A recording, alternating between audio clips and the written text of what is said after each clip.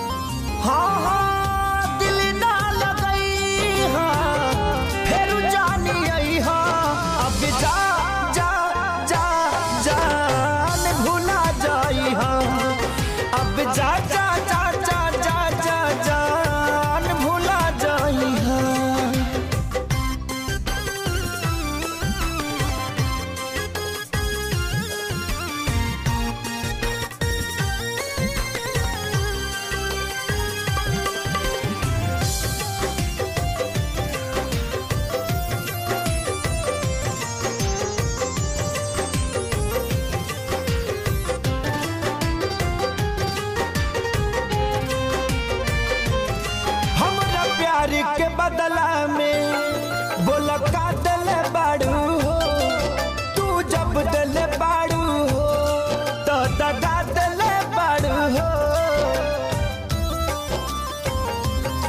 हमरा प्यार के बदला में बोला का दिल बाड़ू हो, तू जब दिल बाड़ू हो तो दगा दिल बाड़ू हो, तू जब दिल बाड़ू हो दगा दिल बाड़ू हो।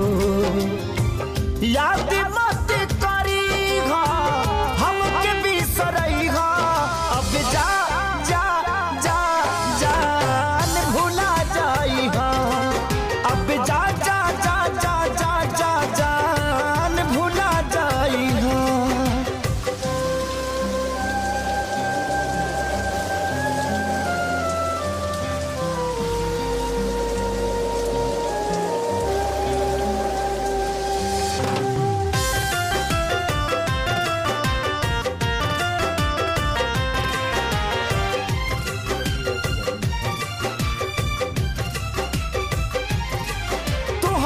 के दे दे हनी ई करे जा काढ़ी के, तब ना जनलू कुछ हल चल खेसारी के।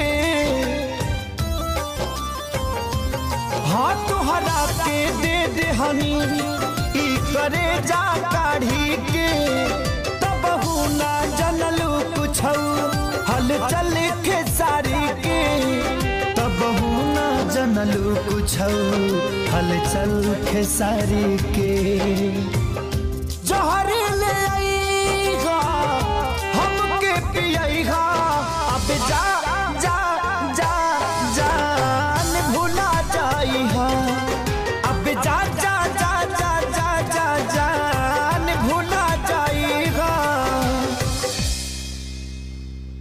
So guys जैसा कि आपने देखा वीडियो में, जैसी करी बिल्कुल गाइस, अगर जैसे कि पहले उसको धोखा दिया लड़की ने, बाद में उसको धोखा मिला ना, वो ना यहाँ की रही ना यहाँ की रही, अच्छा एक से ही कर दी प्यार और अच्छे से कर दी। बिल्कुल अच्छी स्टोरी थी गाइस, बिल्कुल एक दर्द भरी दास्तान सुनाई गई है खेसारी लाल यादव जी के गाने में। मज़ा आया गाइस, वीडियो बहुत अच्छा था।